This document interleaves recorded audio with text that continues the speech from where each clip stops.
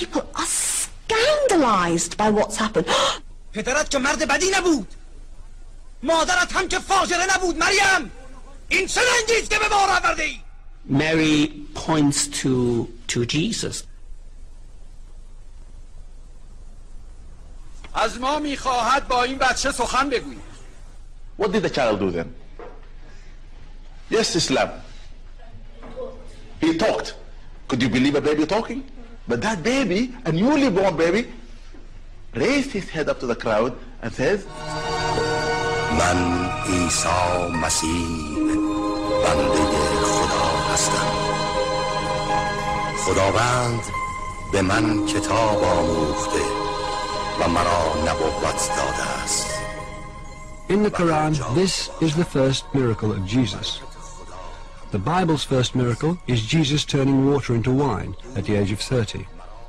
Jesus is born without a father, and he's born speaking. So basically it's saying, I can do whatever I want.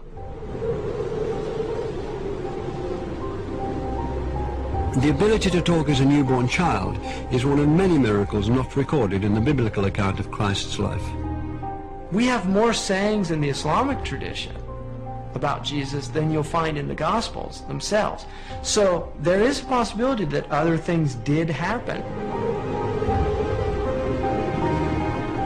There were many Gospels around that didn't all make it into the New Testament. And the church tried to limit the number of Gospels and lives of Jesus.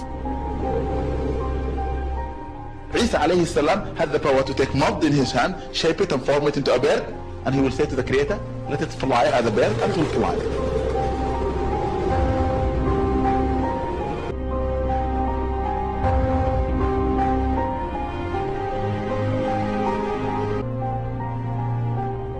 Prophet Noah, peace be upon him, one of his sons was called Sam, died many, many years before. And Jesus, peace be upon him, brought him back to life and said, look, this person's from long ago. The miracles performed during Jesus' life may cause debate among Christians and Muslims. But it's the Bible's and the Quran's conflicting accounts of his death that go to the heart of the differences between the two faiths. It so radically challenges the Christian view that I think it really bothers a lot of Christians. Just the idea that, hey, this is our Jesus.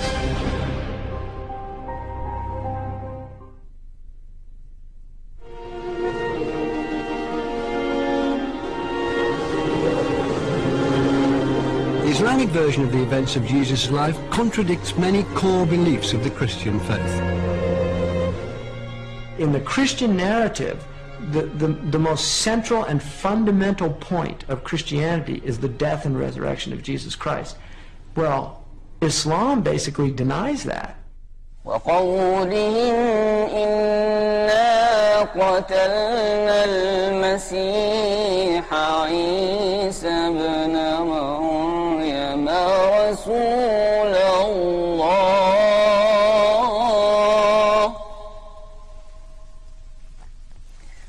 وما قتلوه وما صلبوه ولكن شبه لهم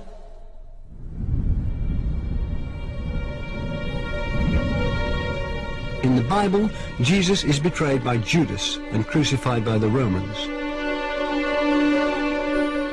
The Quran says this only appeared to happen. There are two versions in the Islamic tradition about it appeared to them. Some of them say that there was a replacement for Christ on the cross. When the Romans had captured Jesus and were taking him away to the cross to be crucified, God Almighty set into motion a rescue operation. God turns the appearance of Judas Iscariot so that he looks like Jesus, and in all the scuffle and turmoil, the Roman soldiers actually arrest not Jesus, who is taken out of the situation by the four main angels. They arrest Judas, and he's saying, hang on a minute, I'm Judas. And they say, come on, we know you're Jesus, we know what he looks like. He sent down angels to carry Jesus up into the heavens.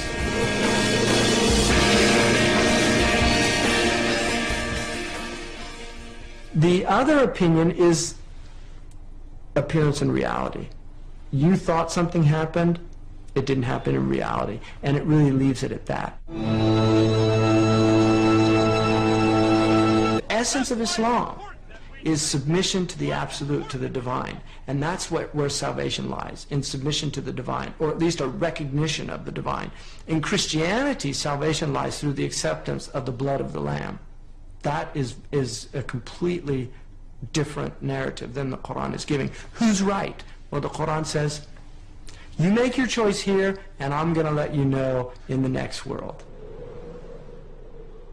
ذلك عيسى ابن مريم قول الحق الذي فيه يمترون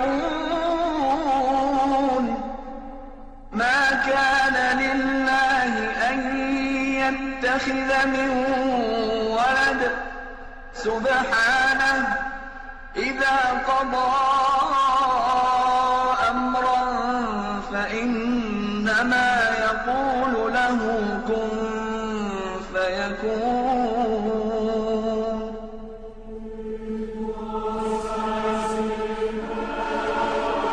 Muslims also dispute the Christian idea of Jesus' divinity, the belief that he was God in the flesh. In fact, the Quran warns Christians against this. Desist, it says, God is one, and Jesus is his servant. To say Jesus died on a cross